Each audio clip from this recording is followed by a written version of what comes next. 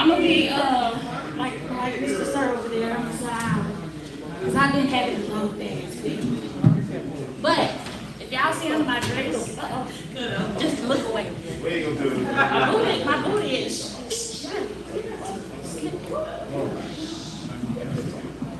I think it's on purpose. Okay. So I was trying to figure out what to do because I know it's Women's History Month. But I also like to take the opportunity to honor Black men as well. So I'm gonna do one for women and I'm gonna do one for men. For me, I feel like one can't exist without the other. You gotta have balance.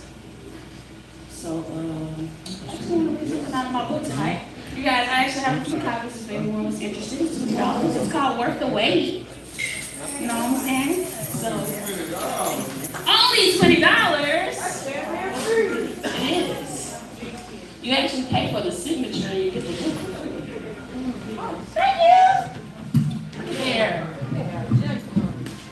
Period. $3? I'm gonna give you a discount on the book. All right, so this first poem is called Wasted. It's very near and dear to my heart for the ladies. Can you all hear me? Boop.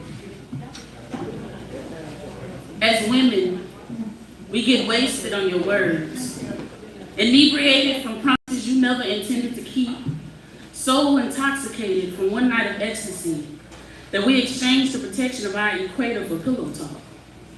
Then we become lovesick, knocked up as you learn black magic, disappearing be your favorite trick, leaving us to perform the role of parenthood as you continue pulling snow bunnies from your hat.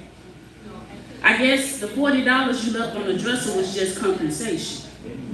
$1 for every week I would carry your baby to term, only to return home alone. But I am not your tragedy, and nor is my body. Feeling like a waste of time as women carry the burden. Wasted opportunities weighing down our lives with the baggage broken men dumped on our doorstep, you see. Dogging out women ain't nothing new. How our backbone has become just another boner. And it's sewn in our faces every time we say no. Now we've become the foundation. Missionary has become more synonymous to lifting up our men than speaking life into them, so he takes what he wants. Using our wounds to feed his hunger for a little slice of heaven, but now he's God. Falling to our knees because we're starving for the affection of our fathers. We're told, don't bite the hand that feeds you. Controlling our portions with the notion that because he wears the pants, he's supposed to bring home the bacon. And if we refuse to submit to his misogyny, then we must not be that hungry anyway. As we lay empty, coloring our cornbread and collard greens every night, praying that gas be gestation, butterflies be bundle of joy, frail feelings of flood us fading in the fog of our family fantasies. What's femininity if I can't give you a baby? Men strolling through the expression of the depression we've been suppressing. Yes, girls are allowed to cry, but who responds to our tears? Streams stealing away in the rivers of our mind when I no longer have the right to choose. Watching you roll your boat full steam ahead while we wade in the water. My body doesn't even belong to me anymore. My beautiful black body is merely a white man's inheritance. Protesting the lives we never gave a chance to survive because you needed more target practice. But I'm a bad person, right? So what does that make you?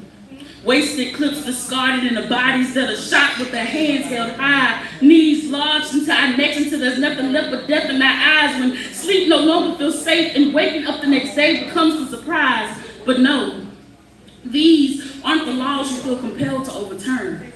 Maybe we just got caught up in the crossfire, burned by the flame of social injustice, not to finally make us understand our own importance, to become more aware, awaken to the reality that if we don't value our temples, men will never acknowledge our queendoms. As we return to center, connected by the midriffs that hold it all together, be it tradition or trend, passion or fashion, fertility or divinity, adornment be the weapon we use to reclaim our femininity.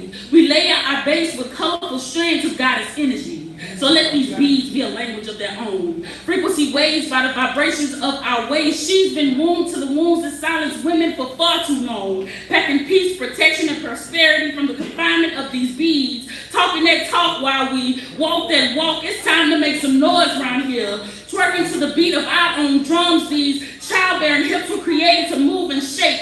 Earthquakes be the way we make a statement. So remove those chains and let's get wasted. Because we've already wasted enough energy. That's my cousin.